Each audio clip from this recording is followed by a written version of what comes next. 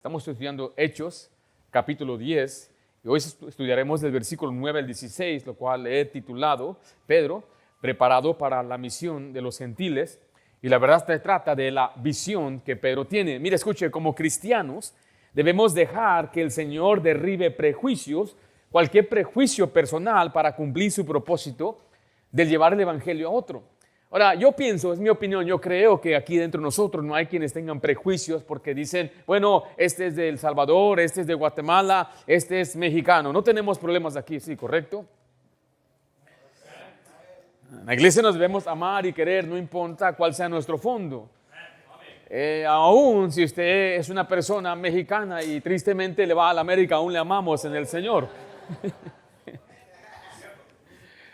Ahora mire, todo esto lo digo yo en pura gracia, pero tristemente hay cristianos, especialmente en Estados Unidos y más que nada los americanos, los güeros, que me han expresado a mí, a veces en su doctrina o enseñanza, que algunos creen, me dicen a mí, que no creen que un güero debe casarse con una hispana, por ejemplo.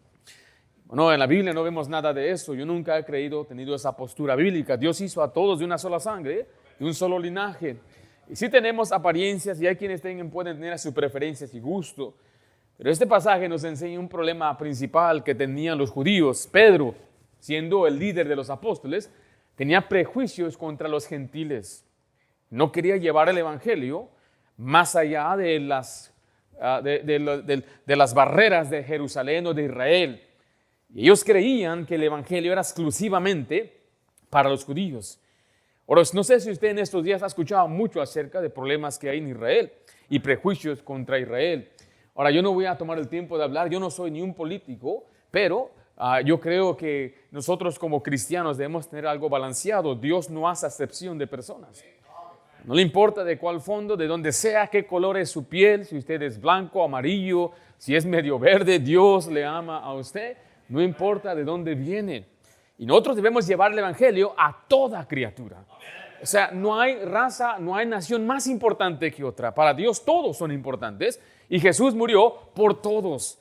Y la expansión del evangelio hacia los gentiles no comenzó con un plan humano, sino fue una intervención divina. Escuche esto, que corrigió la manera de pensar de Pedro. Note ahí en Hechos 10:28, voy a leer este pasaje y usted sígame con su vista. Note, Pedro está hablando aquí y les dijo, vosotros sabéis, mire, cuán abominable es para un judío juntarse o acercarse a un extranjero. ¿Sí vio? Abominable juntarse o acercarse a un extranjero. Y usted se le acerque a uno, y se le haga a un lado porque dice, es abominable que se me acerque. Esa era la mentalidad de Pedro y de todos los judíos. Mucho hoy presentemente de lo que se escribe en la ley oral, que es el Talmud, presenta a los que son gentiles. Gentiles no es judío como perros, como perrillos. Y este prejuicio aún está cargado el día de hoy hacia los judíos, hacia los que no son judíos. Y es por eso que el Señor tiene que intervenir y corregir eso, porque Dios les mandó que fueran hasta lo último de la tierra, pero Pedro está todavía en Jope. No viajó más allá de 40, 50 millas de Jerusalén. Y es por medio de una visión que Dios le va a guiar. Pero antes de enviarle a casa de Cornelio, Dios tuvo que tratar con su corazón. La visión no fue un simple acto milagroso. Fue una enseñanza profunda que derribó prejuicios culturales, rompió barreras religiosas y abrió ese camino para Pedro, para que Pedro comprendiera que el evangelio no era exclusivamente para Israel. Y nunca lo fue así. Desde cuando Dios le dio la bendición a Abraham, le dijo, en ti serán benditas todas las naciones. Mientras Cornelio veía entonces una visión en Cesarea. Recuerda, estamos aprendiendo la semana pasada, Cornelio se encuentra en Cesarea, era un centurión, pero acá en este lado se encuentra Pedro en Jope. Mientras Dios obraba o daba la visión a Cornelio, aquí de una manera simultánea, Pedro está experimentando otra visión en Jope. Y ambos eventos sucedieron a casi de 30 millas de distancia. Esto muestra que Dios estaba orquestando cada detalle para unir al predicador con el buscador. La semana pasada titulamos el mensaje El Buscador. Cornelio estaba buscando, y aquí está un ganador de almas, pero el ganador de almas es racista. Entonces Dios tiene que obrar con Pedro. Pedro subió a la azotea, es la parte de arriba del techo. Parece que solamente Estados Unidos es los que tienen los techos así con una bajada. Nadie puede andar en el techo acá. Pero en muchas casas orientales especialmente, los techos se usaban para comer, para pasatiempo, y Pedro lo usaba para orar. Y Pedro sube a la azotea a orar a la hora de la hora sexta. Tenía hambre, estaba cansado y no esperaba una revelación divina. Y fue ahí, en un momento ordinario, donde Dios le quebrantó, lo preparó, lo corrigió para una obra extraordinaria. Y de eso se trata la enseñanza del día de hoy. La semana pasada, antepasada, aprendimos la visión de Cornelio. Y hoy vamos a continuar con la visión de Pedro. La visión de Pedro, escriba ahí número 2. Ahora, si usted es niño, usted va a llenar las letras ahí. Las letras van a aparecer en la pantalla con una línea abajo de la palabra que tienes que escribir. Aquí hay niños que no saben español. Entonces, les tenemos que ayudar a escribir la palabra. Si tú entiendes bien, yo tengo una niña, quizás no entiende, no sabe ni qué está pasando, pero aquí está, y quiero que se entrene desde ahorita en hacer esto. Ahora mire, esta sección muestra cómo Dios prepara a Pedro para recibir a los gentiles. Note Hechos 10:9.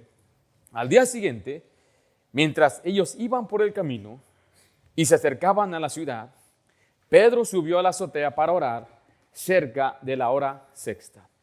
Mientras Cornelio tenía la visión, recuerden, en Cesarea, Pedro recibe otra en Jope. Esta era diseñada para corregir su manera de pensar y romper las barreras ceremoniales que separaban a los judíos, como lo acabo de mencionar. Pero quiero que note conmigo el tiempo de oración de Pedro. Escriba oración, niños, debajo de la línea aparece ahí, la palabra de estar subrayada es oración. Si tiene ahí un niño, ayúdele para que pueda también escribir y saber dónde y qué debe escribir. Era el tiempo de la oración de Pedro. Note una vez más en Hechos 10:9, dice, al día siguiente, mientras ellos iban por el camino, ellos se refiere al soldado leal y a los siervos de Cornelio, los envió hacia Cesarea. Entonces ellos van camino buscando a Pedro. Dice la Biblia, se acercaban a la ciudad. Pedro subió a la azotea, ¿para qué? Para orar.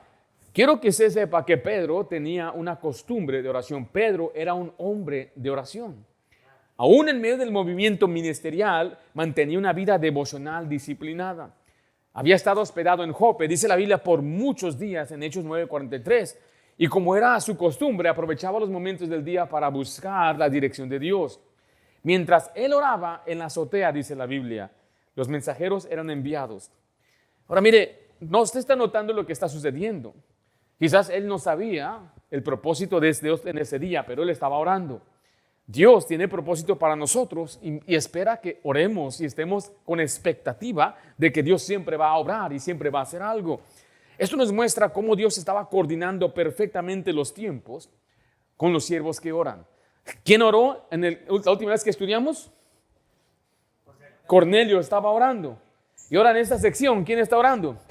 Pedro está orando. Pero Pedro va a orar y Dios le va a revelar lo que Dios ya había orquestado un día antes. Eso nos enseña que a veces cuando usted va a orar, Dios ya está obrando. ¿Usted cree eso? ¿A poco sí lo cree?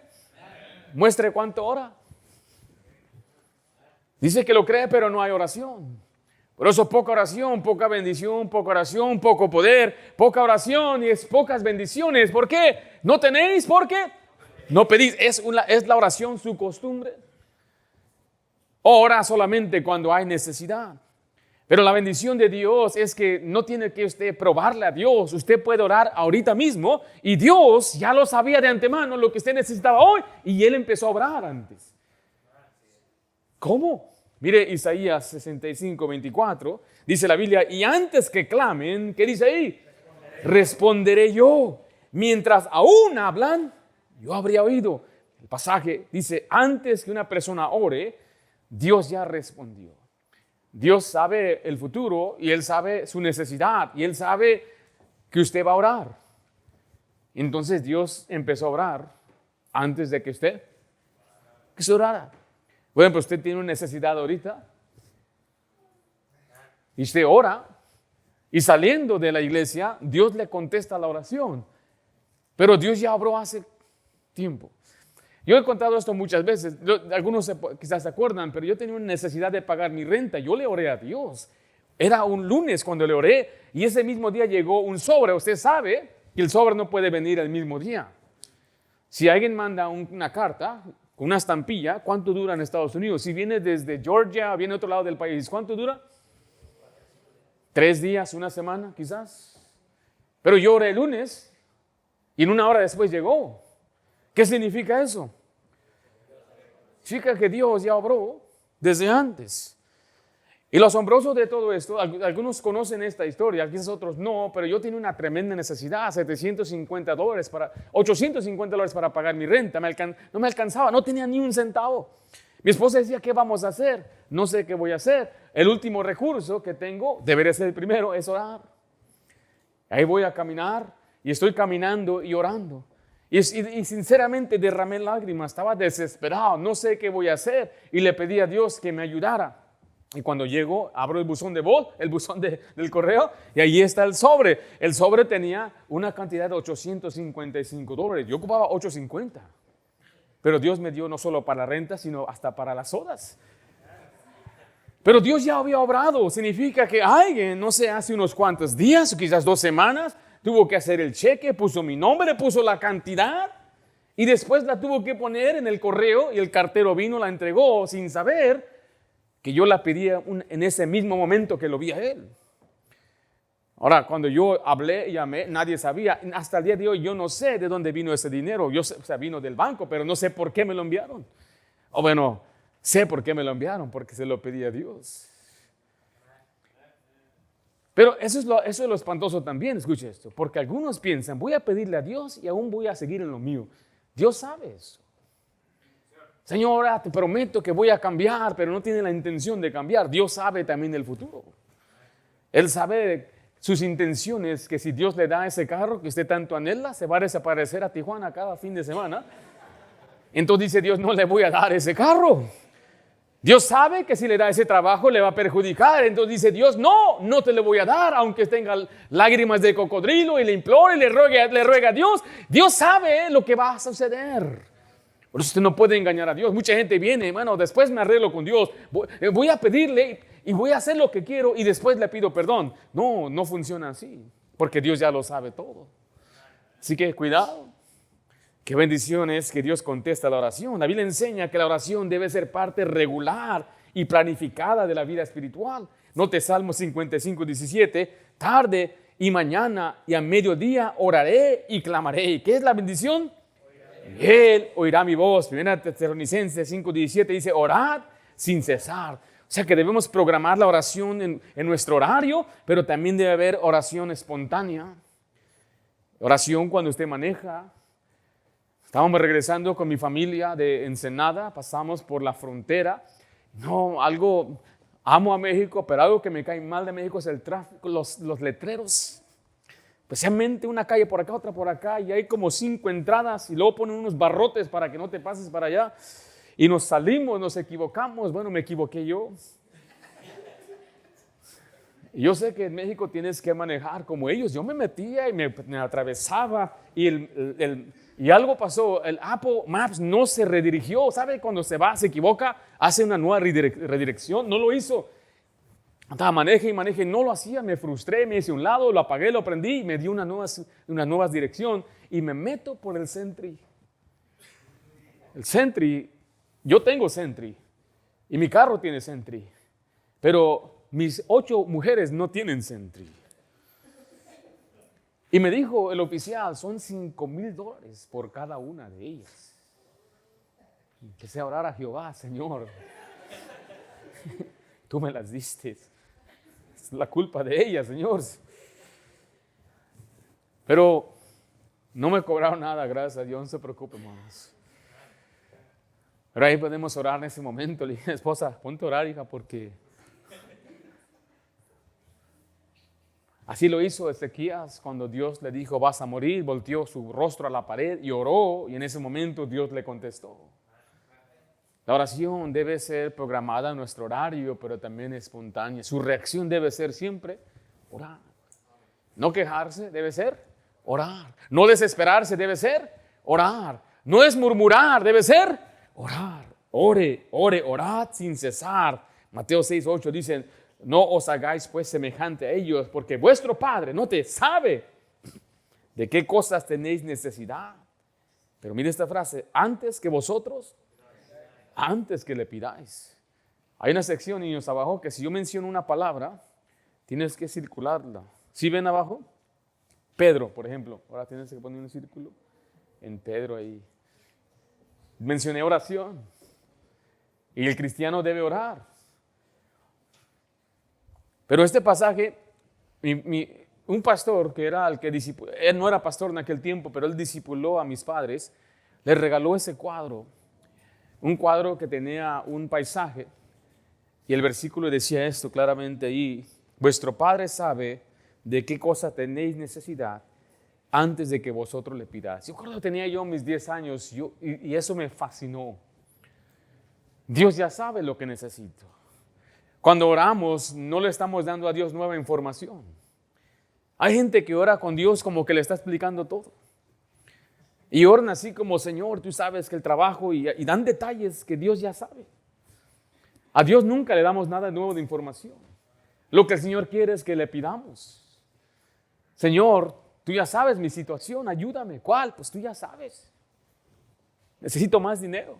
Estoy enfermo. Ando mal, mi hijo se está desviando, veo que se enfría su corazón, mi cónyuge, mi esposa no es salva, o mi esposo no me habla. Y el Señor empieza a obrar, pero usted debe orar, porque así es como Dios diseñó la vida cristiana. Él ya sabe sus necesidades, pero Dios no va a actuar hasta que usted le pida. Note que Pedro estaba orando en la sexta hora, ese es el mediodía, cerca de la hora sexta, dice la Biblia. Note que muchas veces, ¿a qué hora oraban la mayoría de los judíos? ¿Sí se acuerdan en el libro de Hechos? ¿A qué horas era? Era la hora novena. Pero se dice que los judíos tenían 3 horas para orar, la mañana, mediodía y por la tarde. Por eso vemos en Salmo 55:17 una vez más, tarde y mañana y a mediodía. En este caso, ¿a qué hora está orando? Mediodía, en la tarde. Pedro ya no está en Jerusalén, por eso no iba al templo, porque el templo tenía la costumbre de orar a la novena hora, pero él aún tenía la costumbre personal de orar a cierta hora. En este caso no es por accidente que está orando a esta hora, porque a mediodía es cuando nos da ¿qué? Nos da hambre. Algunos tienen hambre ya ahorita. Algunos cuando les da hambre cambian su humor. No me hablen cuando tengo hambre, hermano. Y Dios se manifiesta no solamente en las horas formales de oración. Ahora, ¿deberían los cristianos tener horas formales de oración? Les vuelvo a repetir, yo creo que debería tener hábitos y costumbres de orar. Y debería tener un tiempo donde dice, este es mi tiempo de oración, aquí yo no contesto teléfono, aquí yo no hago nada, aquí me dedico el tiempo a orar. Es algo bueno, pero recuerde que no se vuelva algo nada más mecánico. Tampoco olvide la oración espontánea. El tiempo de oración de Pedro, escriba letra B ahí, el éxtasis de Pedro. El éxtasis de Pedro. El éxtasis de Pedro, hermana Hannah. En Hechos, capítulo 10, versículo 10, dice la Biblia, y tuvo gran hambre, recuerde, era la hora de comer. No dice tuvo hambre. ¿Tuvo qué? Tuvo gran hambre y quiso comer, pero mientras le preparaban algo, le sobrevino un éxtasis. No se nos dice cuánto tiempo oró Pedro. Llegó a estar extremadamente hambriento, pero antes de que pudiera comer, cayó en un éxtasis. Ahorita voy a explicar qué significa eso, pero el versículo 10 al inicio dice, y tuvo gran hambre. Mientras oraba, Pedro sintió. Pero recuerde, gran hambre. ¿Usted ha tenido gran hambre? La Biblia está narrando. Pedro no dijo, yo tengo gran hambre. La Biblia dice, él tuvo gran hambre. ¿Por qué dice eso? ¿Qué tiene que ver esto? Este detalle no es incidental. Dios usa la condición física de Pedro como parte de la lección espiritual que está por revelarle. ¿Se acuerdan cuando Jesús ayunó por 40 días y 40 noches? ¿Cómo fue tentado? con comida. Es que se convierten estas piedras en pan, pero él tenía una defensa espiritual. En este caso, lo que va a hacer Dios, le va a mandar a hacer algo contrario a la ley levítica o a su tradición, para mostrarle que él es un racista, que tiene prejuicios. Ahorita se lo voy a explicar. Sin embargo, dice la Biblia que tuvo un éxtasis. La palabra éxtasis quiere decir un desplazamiento de la mente, una experiencia fuera de la mente. Esto no sucede el día de hoy. No piense que hoy yo tuve un éxtasis, que Dios me dio una visión. Cuando Dios dio su palabra, dice, una vez dada a los santos. Y lo que Dios ya plasmó, no se le puede añadir más ni quitar más a la revelación que Dios nos ha dado de Génesis a Apocalipsis. Pero en los tiempos de Pedro, la Biblia aún no había sido completa, número uno. Dios aún estaba usando los apóstoles para traer la doctrina apostólica. Entonces aquí se le presentaba a ellos en forma de visiones y sueños. En este caso es un éxtasis. No está dormido, sino que está como una experiencia fuera de su mente.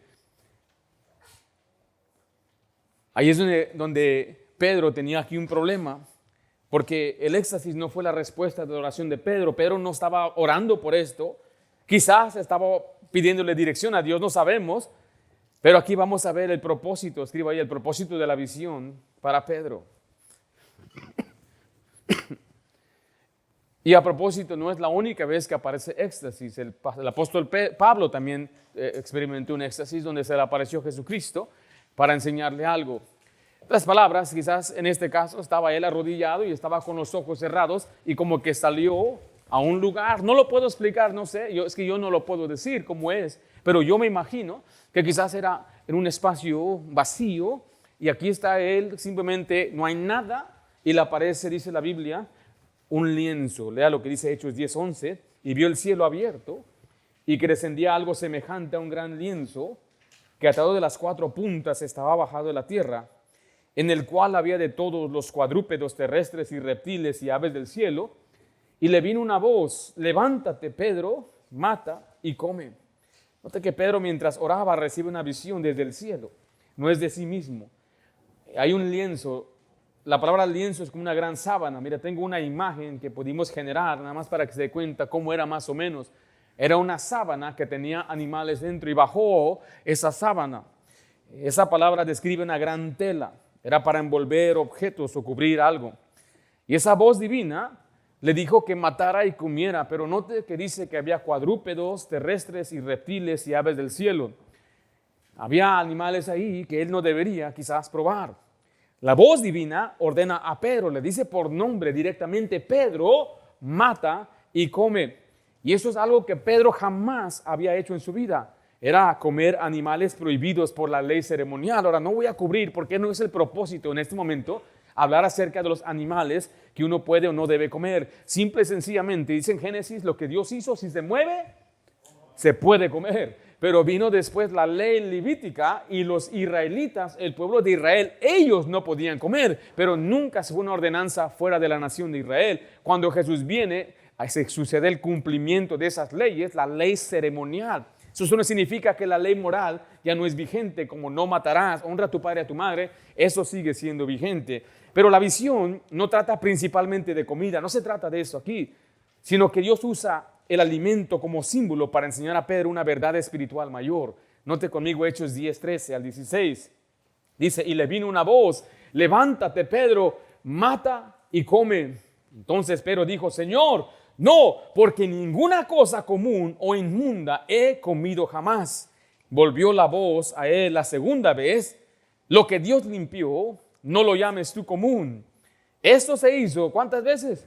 3 veces, y aquel lienzo volvió a ser recogido en el cielo. Bajó el lienzo, Pedro ve los animales, escucha la voz del cielo y él sabe que es Dios porque dije, Señor, no. El Señor le dijo, mata y cómelos. Y él dice, yo nunca he comido algo común. Cuando estábamos en Egipto le pregunté al pastor, uno de los pastores egipcios, que si ellos tenían tocino por acá. No, acá no hay. Dije, ¿has probado el tocino? ¿No sabes lo que te pierdes? Dice, acá en Egipto el 95% es islámico. Y los islámicos no comen puerco. Y aparte lo que comen tiene que ser dedicado a su Dios, es halal. La carne es dedicada a su Dios. Y le dije a él, entonces, ¿tú no comes tocino? No. Una hamburguesa, unas costillitas. Empecé a tentarlo. No. Pero sí fuman los cristianos allá. Dije, es una contradicción. Yo no sé, pero de lo que yo veo allá, yo nunca he comido un venado. Ni beef jerky, ni nada de eso. Algunos comen venado. Un cordero sí, tan rico el cordero. Una serpiente nunca he probado. La semana pasada me dijo, la serpiente está bien rica. Iguana, me hizo un caldo de iguana muy delicioso. Unos pichones, allá en Michoacán probé un pichón que mi primo mató. Y cuando estábamos comiendo, pues, escupíamos los balines. Si se mueve, que en Oaxaca comen hasta chapulines, y de sabores y sazones. En Michoacán es conocido por las carnitas, tacos de suadero. O sea, podemos hablar qué bendición es poder comer. Si se mueve, el problema no es, a veces nuestro problema aquí no es, estamos comiendo el tocino, el problema es que comemos 15 tiras. Ese es el problema. Y mucho de lo que es procesado, ese es el problema. Y Pedro aquí no está mintiendo. Lo que él dijo es verdad. Él nunca había comido eso. Él había sido un judío fiel, obediente a la ley de Dios. Su dieta siempre la cuidó, siempre se preocupó. Pero le repito, esta visión no se trata de comida. Vemos un propósito espiritual. Dios le enseña que él no debe llamar inmundo a un gentil. Recuerde lo que él dice en Hechos 10:28, note ahí en la Biblia, dice, y les dijo, vosotros sabéis cuán abominable, esa palabra no es algo sencillo, abominable es una palabra muy fuerte, cuán abominable es para un varón judío juntarse o acercarse a un extranjero. Pedro interpreta correctamente esta visión, note lo que dice enseguida, pero a mí me ha mostrado Dios que a ningún hombre llame común o inmundo. Quizás si usted lo lee, este pasaje, usted se va a confundir porque Dios le está pidiendo que coma este animal. Y le dijo, lo que Dios ha limpiado no lo llames inmundo, y no lo entiende. Después de 3 veces lo entendió, y aunque usted no lo entienda, después él nos explica lo que significa. Entonces por eso yo sé de qué se trata esto, porque él mismo lo explicó después en el versículo 28 y en el versículo 34, dice Hechos 10:34. Entonces Pedro, abriendo la boca, dijo, en verdad comprendo que Dios no hace acepción de personas. Significa que antes de esta visión, ¿qué pensaba él? Que Dios hacía acepción de personas. Esa palabra acepción de personas la va a encontrar a través de las escrituras de Pablo, especialmente en Romanos. ¿Qué es acepción de personas? Darle privilegios o favores a otro, o darle primer lugar a otro, o favorecer a otro. Y por eso le estoy diciendo, cuando yo he leído la Biblia y leo pasajes como estos, nadie me lo tuvo que decir más que en la Biblia, es que Dios nunca hizo acepción de personas. Usted puede ver aún en el linaje de Jesús, ahí aparecen 4 mujeres que no son israelitas, son moabitas, son mujeres, a una de ellas era ramera. Dios no hace acepción de personas. Dios se compadeció de Ismael, siendo él medio egipcio. Dios amaba a las naciones, Dios bendecía, Él se preocupó por los de Nínive que no saben distinguir ni su derecha y su izquierda. Los nínives no eran judíos ni hebreos. Usted ve a través de todas las escrituras que Dios siempre ha amado a todo el mundo. Él amó a aquellos hombres que vieron la estrella en el oriente buscando a Jesús. Él amó a los de África cuando vino la reina del sur a ver a Salomón. Sabemos una y otra vez que Dios nunca hizo acepción de personas. Sin embargo, Pedro pensaba eso. Pedro pensaba, nosotros somos el pueblo de Dios, nosotros somos los meros, nosotros somos los que tenemos la bendición. Pero él de aquí comprendió algo, que nunca fue así. Y se lo voy a probar en un momentito a través de las Escrituras. Note Romanos 10:12, porque Pedro reconoce que el alcance universal del Evangelio es para todos. Dios no salva por raza, cultura, trasfondo, linaje. Él salva a todo aquel que cree. Romanos 10:12 dice, porque no hay diferencia entre judío y griego, pues el mismo que es Señor de todos, es rico para con todos los que le invocan, porque todo aquel que invocar el nombre del Señor será salvo. Este verso demuestra que la visión prepara al corazón de Pedro para la llegada a los gentiles. Dios no hace acepción de personas.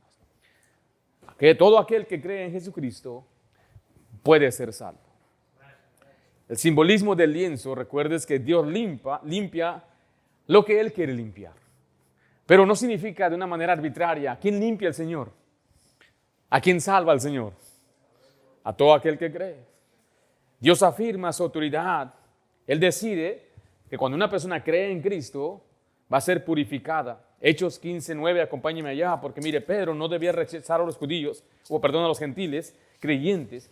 Y mire, este fue un problema grande durante la iglesia primitiva y creo que siguió grande después. Con Pablo se iba a predicar y había judíos entre las iglesias donde él pastoreaba y usted se va a dar cuenta, mucho de lo que Pablo escribe era hacia esos problemas que tenían con los judíos. Por eso dice en Romanos 14, aquellos que no comen carne, aquellos que celebran días y lunas, se refieren a los judíos. Recuerde, Pablo le dice, tú que tienes sobrenombre de judío, y empieza a darles mucha enseñanza a los judíos. Romanos 9, recuerde, no es una exposición del regenerado y el no, sino del gentil y el judío, que Dios no hace diferencia en acepción de personas. Él vino a salvar al que cree. No solamente porque naciste judío ya eres salvado, ya tienes bendición. Es un error eso, pensar eso. A lo suyo vino. ¿Quién eran ellos? Pero dice, más a todos los que le recibieron, a los que creen en su nombre, le dio potestad de ser hechos hijos de Dios. Por eso el problema que hay ahorita en Israel, no se trata que si estamos en contra o a favor de Israel, estamos hablando de un gobierno. Yo creo que ningún país, por ejemplo, yo no creo que, voy a dar un ejemplo, México debería poner otro país antes que México. ¿Están de acuerdo con eso? ¿Debería México poner sus intereses personales para que México esté bien? ¿O creen que México debería preocuparse más por El Salvador o Guatemala antes que México? Y El Salvador se debe preocupar meramente por México que cualquier otro país, ¿correcto? No, Salvador por El Salvador.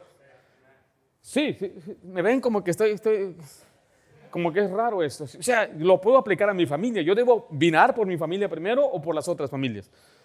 Es igualmente para una nación. Una nación que es soberana debe preocuparse por el bienestar de sus ciudadanos. El problema que estamos viendo ahorita políticamente, para aquellos que no saben, es el apoyo de miles de millones de dólares que se le envía a Israel. Y muchos no están de acuerdo con ello. A mí no me importa lo que suceda, porque yo ya sé que estamos en los últimos tiempos. Al final lo que importa es quién va a creer y quién no va a creer. Yo no tengo ni una palabra a dónde va el dinero en este mundo. Si con trabajo puedo yo acomodar el mío, voy a andar preocupando por lo que hace esta administración con su dinero. ¿Por qué no vamos a hacer una gran diferencia en la gente? Vamos a evangelizar. Eso sí podemos hacer. Y si le puede tanto, póngase a orar. Pero Dios ama a los israelitas que están allá. Dios ama a los palestinos que están allá, o los egipcios, lo que sean, los de Jordania, a todos los del Medio Oriente. Dios ama a los musulmanes, Dios ama a los africanos. Él no quiere que ninguno perezca, sino que todos vengan al conocimiento de la verdad. Ahora, ¿por qué le estoy diciendo todo esto? Porque el pasaje que nos enseña la mentalidad de Pedro era no al judío primero. El judío es el único y Dios le enseñó y de ahí cambió su ministerio. Cuando usted lee después las cartas de Pedro, lo va a encontrar usted en Babilonia o en Roma, porque ahora él se extendió más allá. Los apóstoles después salieron más allá. Esto fue un momento muy importante y crucial, lo que quizás usted y yo no lo entendemos, porque usted y yo no nos criamos con esa herencia de los judíos, con esa herencia de tener una ley divina y santa que fue dada por ángeles. Si me estoy explicando, es la mentalidad que tenemos que ver del aspecto de Pedro. Para él era algo sagrado nunca haber comido ese tipo de comida, ni estar cerca, ni juntarse con un gentil. Para ellos era algo que lo tomaban muy en serio. Pero ahora Dios cambia esta mentalidad. En Hechos 10:15 dice, volvió la voz a él la segunda vez. Lo que Dios limpió, no lo llames tú común. Lo llevé a Hechos 15, ¿verdad? Hechos 15:9 dice, y ninguna diferencia hizo entre nosotros y ellos, purificando por la fe sus corazones. Voy a leerle algunos pasajes, sígueme con su vista. Escucha esto. Cristo, dice la Biblia, derribó la pared de separación entre el judío y el gentil. Efesios 2:14 dice, porque Él es nuestra paz, que de ambos pueblos, ¿cuántos pueblos había? Dos pueblos. ¿Cuántos hizo? Hizo uno, derribando la pared intermedia de separación. Ahora en Cristo no debe haber el grupo 1 y el grupo 2. Hay solamente un solo pueblo en Cristo Jesús. Cristo quitó la barrera entre los judíos y gentiles, exactamente lo que la visión enseñaba. Pero note Efesios 2:19, aquí vemos que los gentiles ya no son excluidos. Así que ya no sois extranjeros ni advenedizos, sino conciudadanos. La palabra con significa que ahora juntos compartimos una ciudadanía de los santos. Note, y miembros ¿de qué? De la familia de Dios. Los gentiles ahora son parte del mismo pueblo espiritual. Y ya no hay categorías étnicas para acceder a Cristo. Gálatas 3:28 dice, ya no hay judío, ni qué, ni griego. O sea, en el Cristo Jesús ya dice, somos uno en Cristo Jesús. Al final del pasaje lo dice así. Cristo compró gente de toda raza y cultura. Apocalipsis 5:9 dice, y cantaba un nuevo cántico diciendo, digno eres de tomar el libro y de abrir sus sellos, porque tú fuiste inmolado y con tu sangre nos has redimido por Dios de todo linaje y lengua y pueblo y nación. Ahora, nada más para concluir esta sección, recuerde que ellos recibieron la palabra de Dios. En el capítulo 11 dice que Dios desarraigó las ramas y las puede volver a injertar, y se nos ordena sencillamente no jactarnos en contra de esas ramas. Yo oro por la salvación de cualquier persona que está a mi alcance para ganar almas. Si estoy viviendo en Santana, ¿qué tipo de gente voy a encontrar aquí? Mayormente voy a encontrar gente de Michoacán, ¿correcto? No, gente de hispana aquí. Si vamos a evangelizar un poquito de Tustin, encontramos gente blanca, asiática. Y esa es mi oración, porque este es mi entorno. Si voy a Egipto, ¿qué voy a encontrar? Puros egipcios, aunque nos parecemos. Veo a algunos de ustedes, los veo como egipcios. Eso es lo que voy a alcanzar. Si yo voy a vivir a Israel, ¿qué voy a encontrar? Voy a encontrar mucha gente que lleva el apodo, la etnia de Israel. Entonces, yo le estoy diciendo esto porque lo que Dios quiere es que todos sean salvos. Y la gran lección que aquí está aprendiendo Pedro es que los gentiles estaban incluidos en el alcance de su salvación. Y esta era la intención, y no era algo nuevo. En Génesis 12:3 dice, bendeciré a los que te bendijeren, y a los que te maldijeren maldiciré, y serán benditas en ti todas las familias de la tierra. Isaías 49:6 dice, poco es para mí que tú seas mi siervo para levantar las tribus de Jacob y para que restaures el remanente de Israel. También te di por luz de las naciones para que seas mi salvación hasta lo postrero de la tierra. Ahora se repite en Lucas 2:30 eso, dice, porque han visto mis ojos tu salvación, la cual has preparado en presencia de todos los pueblos, luz para revelación ¿a quién? A los gentiles, y gloria de tu pueblo Israel. La visión de Pedro no trata de comida, sino de personas. Y Dios usa este lienzo como una parábola visual para enseñar que los gentiles no deben ser considerados inmundos.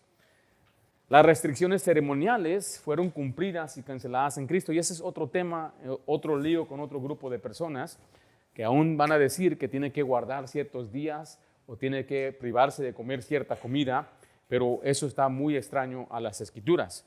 Ahora, si hay una persona que genuinamente piensa que es judío, yo he leído la Biblia y parece que decir que el judío verdadero puede seguir practicando sus fiestas y puede seguir haciendo eso, pero no poner su confianza en esas cosas como salvación. Pero no lo he visto en práctica en el libro de Hechos. Al contrario, Pablo predicaba en contra de esas cosas, pero son muy pocos. Ahora, ¿por qué le digo esto? Porque así es como te agarran, con un pasaje así que dice perpetuamente. ¿Qué significa perpetuamente? Que haremos estos sacrificios perpetuamente. Y ahí tenga cuidado, porque ahí van a decir, entonces nunca deberían de detenerse. Y así es como empiezan a agarrarte con lo que ahora son los hebreos, cristianos hebreos o judaizantes. Una vez yo estaba enseñando aquí y yo no sé si se enojó aquel hebreo, pero vino a querer a interrumpirme, ¿se acuerdan? Cuando estaba yo hablando precisamente de los judíos cristianos hebreos. Pero mire, en otra ocasión haré un estudio completo acerca de esto, porque yo creo, especialmente si usted no es judío no es vigente para usted. Especialmente si usted es un mexicano allá de Chiapas, usted no olvídese, usted no es judío. Cristo derriba todas las barreras étnicas. Por eso, miren, para mí, mis hijas, yo les he dicho que ellas se casen con uno que ama, un cristiano que ama a Dios. No importa si es blanco, morenito, si es asiático, no importa si es un pocho, no importa si es un chocolatazo. Lo que importa es que él ame a Dios. Eso es lo que importa. Y aquí voy a tener a mis nietecitos, un asiático, aquí viene mi coreanito, no sé, pero yo lo voy a amar de todos modos porque Dios no hace excepción de personas. Lo que Dios limpió, ¿qué dice la Biblia? Ningún hombre debe llamar mundo. Letra D, vamos a continuar la contradicción de Pedro. Cuando me refiero a contradicción es por lo que él va a decir. En Hechos 10:14 dice, entonces Pedro dijo, Señor, no. Dios le muestra el lienzo con animales y le da una orden divina, mata y come. Y la respuesta de él es, no solamente no, dice Señor, no. La respuesta de Pedro revela una contradicción espiritual. Dios le da un mandato directo. Y dice, mire, note la frase, Señor, no. Estas dos palabras no pueden estar en la misma frase. Si Él es tu Señor, no puede haber un no. Cuando un creyente le llama a Cristo Señor, pero no lo obedece, esto cae en una contradicción. Y no estamos hablando de salvación, estamos hablando de obediencia y de rendir tu vida, rendir tu voluntad al servicio, porque si Él es Señor, ¿qué somos nosotros? Somos siervos. Y Dios nos juzga aquí en la tierra como siervos. Cuando lleguemos al final, tendremos un juicio de siervos, el tribunal de Cristo. Y nosotros creemos que Jesús es el Señor, pero tiene que someterse a Él como el rey y usted como el súbdito, el siervo de Dios. Por eso Pedro dijo, Señor, no. ¿Sí ven la contradicción? Pedro estaba aferrado a su costumbre y tradición tan profundamente arraigada que cuando oyó la misma voz de Dios, no pudo él concebir romper lo que siempre había practicado. Dios le dijo que cambiara y dijo, come, pero no quiso. ¿Quién le ordenó? Dios. Pero si Dios me había dicho que no lo hiciera allá, y ahora me está diciendo que lo hago aquí, ¿qué debo hacer? Obedecer al Señor. Ahora usted vamos a ver que el Señor no se contradice, es una lección que le estaba dando. Lo que estoy señalando aquí es que su teología era correcta, pero su obediencia estaba atrasada. Y hoy tenemos mucha generación de cristianos que le gusta la enseñanza, la práctica, qué tremenda enseñanza, predicador, pastor, qué tremendo estudio, pero no sirven, no se envuelven, no obedecen, no cambian, no crecen. Su mente se ha convertido en una tremenda cabeza llena de conocimiento y números y datos y saben apología y defensa de la fe, pero no hay práctica cristiana. No hay amor unos a otros. No hay consideración hacia el otro, al prójimo. No hay amor fraternal, empezando en la casa, respeto y amor y cuidado y andar en el espíritu y ser humildes con mansedumbre. Al contrario, tienen tanto conocimiento que se hacen soberbios y desprecian a los demás. Y hay unos extremos. Yo he escuchado a gente decir, ¿de qué te sirve tener tanta Biblia si no la obedeces? Es una gran acusación. Y es algo muy triste. Señor, lo conozco mi teología, pero en práctica, no. Por otro lado está aquel el que no sabe nada. Y en su humildad dice, yo solo sé que nada sé. Pero lo poco que sé, lo obedezco. Y como no sabe nada, ¿cómo va a obedecer lo que no sabe? Yo los he visto a los dos. Ahora, sinceramente he batallado yo cuando estaba estudiando en el colegio bíblico. Nos creemos muy conocedores, ¿no? Ya estoy en el colegio. El maestro fulano decía, yo le decía a mamá, no, es que el Dr. Getch dijo, y una vez mamá se enojó, tú con tu Dr. Getch, mejor obedéceme. Y así es como me callaba. Tenía razón. Acá decir, no, es que la 70 semana mira, 70 semanas ni siquiera puede obedecer a Dios en obediencia. anda preocupado por el cuerno y qué va a pasar al final del tiempo. Preocúpese por lo que puede controlar ahorita. Y es una contradicción. Por eso dice en Lucas 6:46 que llamarlo Señor y desobedecer es una contradicción. Dice, ¿por qué me llamáis Señor, Señor y no hacéis lo que yo digo? Aquí Jesús confronta a aquellos que profesan obediencia con los labios, pero no con su vida. De nada sirve la ortodoxia verbal, conocimiento, exegesis y hermenéutica. Y yo no estoy en contra de eso. Nosotros lo practicamos, lo enseñamos, creemos que debemos conocer la Biblia, pero lo que estamos tratando de decir es de ver ese equilibrio. De ver el equilibrio de obediencia y práctica. De ver el equilibrio de que sí conozco la Biblia, pero no es nada más para volver mi cabeza en un museo y déjate, doy un paseo por la jornada de la vida en la Biblia, pero nada de obediencia. No andamos en el Espíritu, no oramos como debemos orar, no amamos al prójimo, somos egocéntricos, llenos de orgullo y soberbia. O sea, Señor, Señor, pero no haces lo que yo te pido. ¿Y qué es el problema? ¿Es que no somos salvos? No. No caiga en esa trampa tampoco. El problema es que nos hace falta amar a Dios. Hace unas semanas estaba yo hablando en una clase y el muchacho que pasó dijo 5 evidencias que no eres salvo y se refirió a Efesios capítulo 2. Me dio una sorpresa. Cuando yo subí le traté de dar una corrección suave, pero él todavía me sacó pasajes fuera de contexto y duré unos 30 minutos en una exposición de esa falsedad. Los bautistas, especialmente fundamentales, nunca hemos creído esto ni sostenido que una persona que cree en Jesucristo automáticamente o debe mostrar evidencias o debe dar un compromiso de que verdaderamente ha sido salvo. Y así fue como lo torció, ya lo había escuchado yo antes. Dijo, es que Jesús dijo que el discípulo, y lo detuve y dije, para. Tú dijiste discípulo, no creyente. Son dos cosas muy distintas. Venir a la cruz de Cristo es la salvación. El discipulado es tomar tu cruz y seguir a Cristo todos los días. El discipulado solamente muestra que usted ama a Dios. Por eso dice en Juan 14:15, si me amáis, no dice si eres salvo, no dice si realmente has recibido a Cristo. ¿Sí qué? Si me amáis. ¿Qué dice ahí? Guardad mis mandamientos. Entonces, si un cristiano no vive de acuerdo a las Escrituras, ¿qué le hace falta? Hace falta amor. ¿Amor a quién? Amor a Dios. Y es por eso que no trata bien al prójimo, porque no le ama. ¿Y cuál es el mayor mandamiento? Amarás a Dios. ¿Y el segundo? El prójimo. Y con esos dos se resume toda la ley. Pero qué fácil es amar, ¿verdad? No, es muy duro. Entonces, si fuera así, yo diría que un 98% aquí no serían salvos. No seríamos salvos.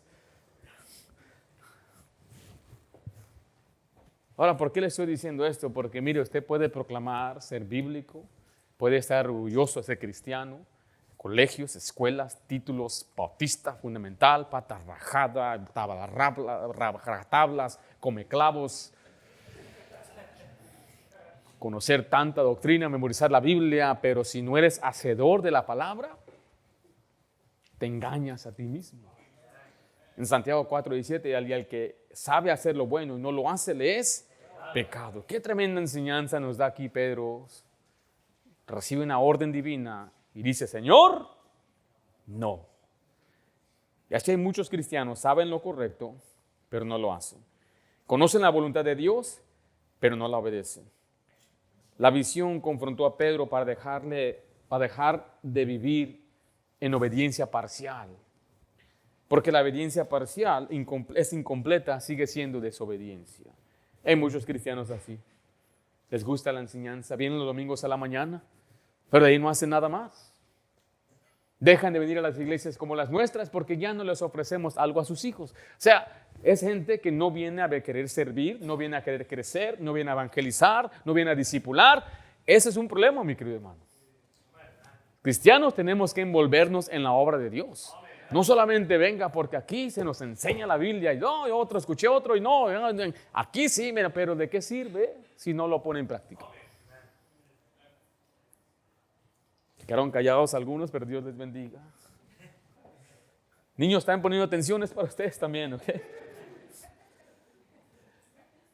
Y la última escriba de Pedro entendió hasta la tercera vez. Aquí nos muestra la bondad de Dios. Dios es tan bueno y paciente. En Hechos 10:16 dice, esto se hizo, ¿cuántas veces? 3 veces. Aquel lienzo volvió a ser recogido en el cielo. El lienzo bajó esa sábana, los animales estaban ahí, escuchó la voz del cielo. Pedro, mata y come. Señor, no. Y le explica por qué. Y Dios le dice, no llames inmundo lo que Dios ha limpiado.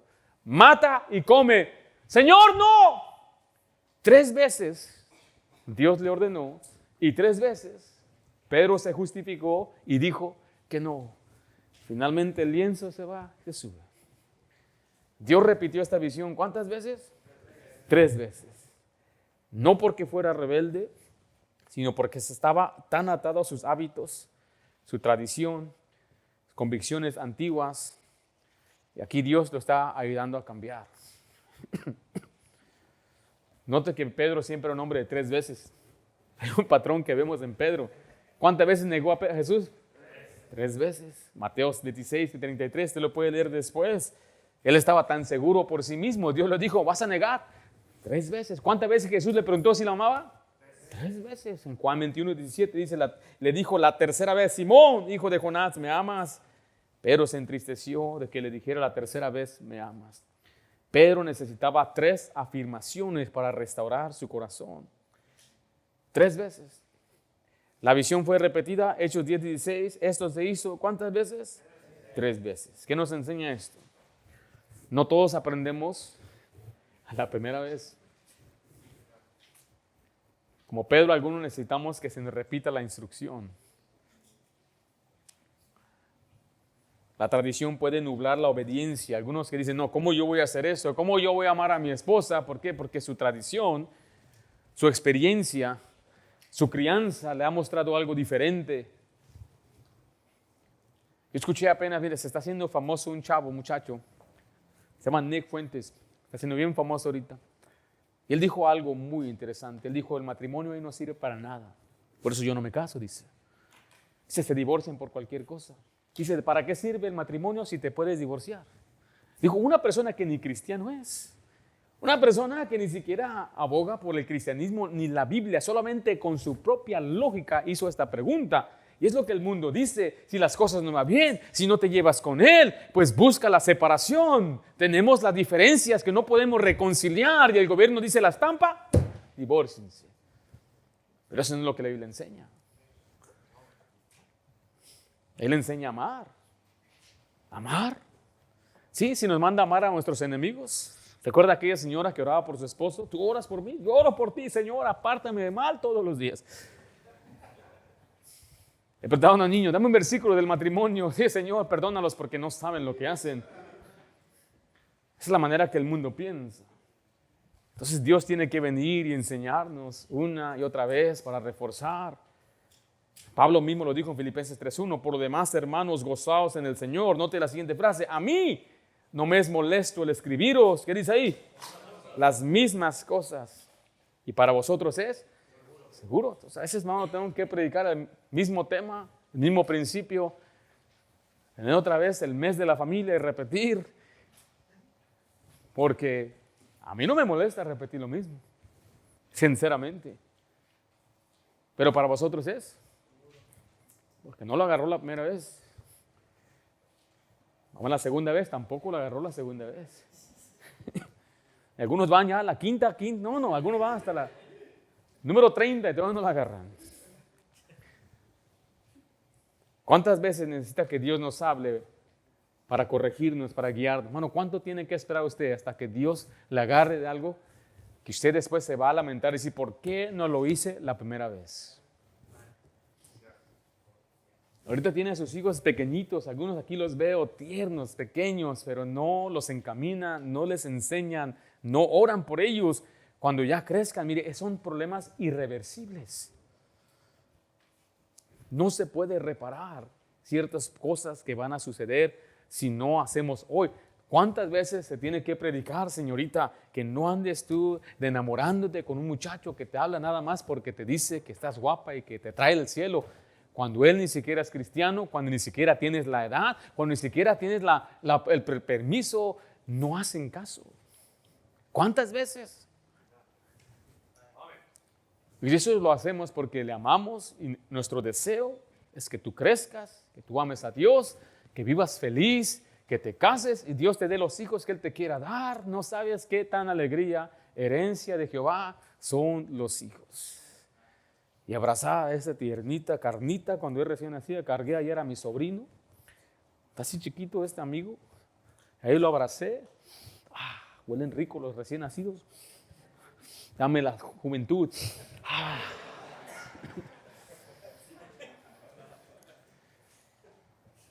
Van creciendo. Y si usted no los enseña, no los encamina, no los moldea con las escrituras, cuando ya sean unos grandotes, le va a romper el corazón. Pero no hacen caso los cristianos. No hacen caso cuando dicen no tome decisiones en base de su dinero y finanzas, no se vaya buscando un trabajo porque está desesperado, le va a ir mal. Va a ser traspasado de muchos dolores. Dios nos da la bendición de disfrutar el dinero, no de amarlo. Y que Dios no sea nuestro proveedor. Dice la Biblia, no puede servir a dos señores. El dinero es un buen siervo, pero es un mal señor. Confía en Dios, obedezca. No sé, puedo pasar toda la noche aplicando esto. Simplemente aquí vemos que Pedro entendió hasta la tercera vez. Da gozo cuando uno lo agarra la primera vez. ¡Pum! Hermano, usted tiene que evangelizar. Próximo sábado, ahí está. ¡Wow! ¿Y este qué hace aquí? Listo para evangelizar. Ser fiel a la iglesia. Aquí viene todos los servicios. Discipulado. ¿Ven? Usted se sorprende. Qué bendición ver cristianos así. Pero hay unos que duran años. Pero va a llegar el día. Por eso lo estamos esperando. Aquí nos vemos el sábado entonces a evangelizar. A las 10:30. Niños, ¿se escribieron todo? ¿Sí? Vimos la visión de Cornelio, la visión de Pedro. La próxima semana vamos a continuar con la misión a Cesarea. Padre Santo, damos gracias por lo bueno que eres. Te pedimos que bendigas la enseñanza, ayúdanos a ponerla en obra y en práctica. Que no solamente seamos conocedores, que nuestra mente no se llene nada más de información. Aunque, Señor, saber tu voluntad es bueno, pero debemos obedecerla. Y Padre, yo ruego que tú nos ayudes a vivir, crecer en tu gracia. Eres bueno con nosotros. Te amamos, Señor. En el nombre de Cristo Jesús. Amén.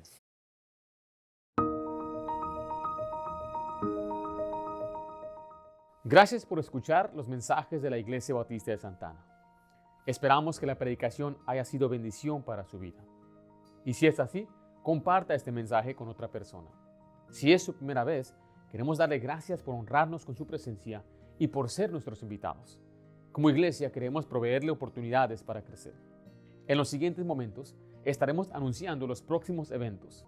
Le invitamos a que planee su calendario con nosotros. Así que sea partícipe del horario de nuestra iglesia. Fortalezca su fe por medio de la predicación y la enseñanza los domingos a las 10 de la mañana. Crezca en el conocimiento de la palabra de Dios y aprenda cómo aplicarla a su vida diaria los domingos a las 6 de la tarde. Acompáñenos los miércoles a las 7 para nuestro estudio bíblico, donde estamos estudiando la Biblia versículo por versículo del libro de Hechos. Para ponerse al día con nuestro estudio, vaya a nuestro canal de YouTube y vea los sermones anteriores. Jóvenes, acompáñenos los viernes a las 7 de la tarde para nuestro servicio juvenil. Para más información sobre nuestra iglesia y los eventos del año, visítenos en la web en santaanabaptist.org y planee su calendario con nosotros. O descargue nuestro boletín digital con nuestro código QR. También visítenos en YouTube, Facebook para ver los mensajes de nuestra iglesia o escúchenos en Spotify. Todos los mensajes son grabados y subidos a nuestro canal, Iglesia Bautista de Santa Ana. Si se perdió un servicio, no se pierda el mensaje. Gracias por estar con nosotros el día de hoy. Y si es su primera vez, le queremos decir que no queremos algo de parte de usted, sino más bien queremos algo para usted. Que su vida sea bendecida por medio de Cristo y su palabra. Dios les bendiga y tengan un buen día en la Iglesia Bautista de Santa Ana.